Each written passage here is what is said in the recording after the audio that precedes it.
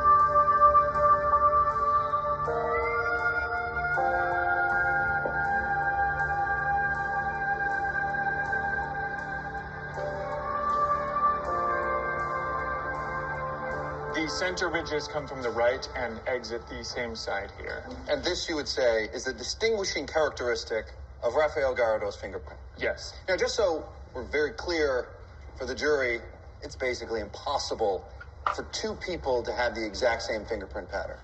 That is correct. Now, Mr. Barston, there is a photograph just to the left of the jury of the steering wheel of Mr. McCutcheon's car where a fingerprint was found. Now, you've compared that with Mr. Gallardo's, correct? Yes. And what did you conclude?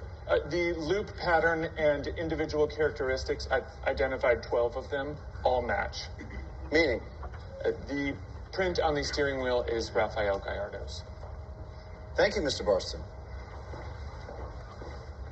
Mr. Barston, would you mind if we did a little experiment?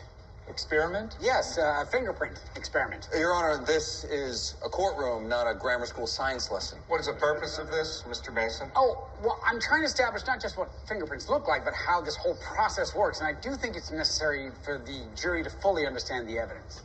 Keep it brief. Thank you, Your Honor. May I? Thank you.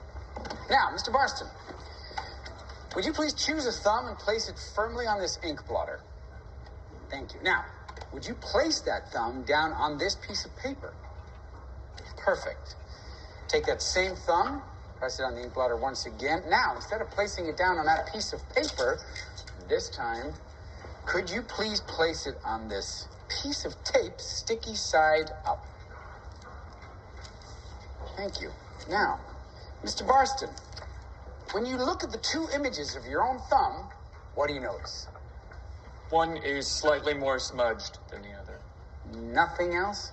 Well, because you used the tape, one is backwards. One is backwards. Precisely. One is backwards. Now, with that in mind, would you please take a closer look at this photograph of Rafael Gallardo's left forefinger and the other, same finger, same fingerprint, but discovered on Brooks McCutcheon's steering wheel, and tell me the difference. I don't see any difference. And you're right, because they're a match. But there is one problem. This image was developed with a backward negative.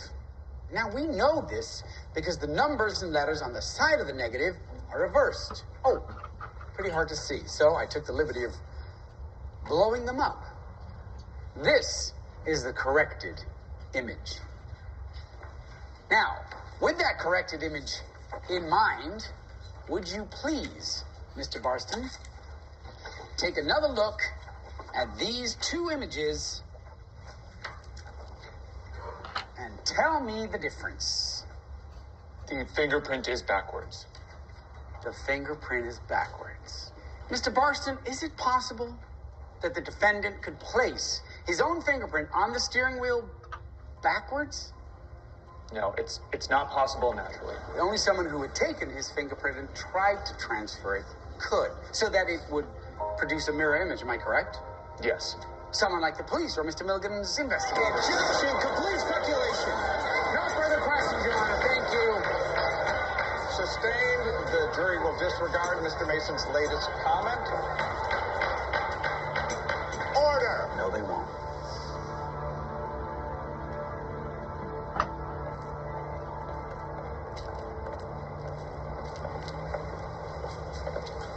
I'm not sure I should be doing this.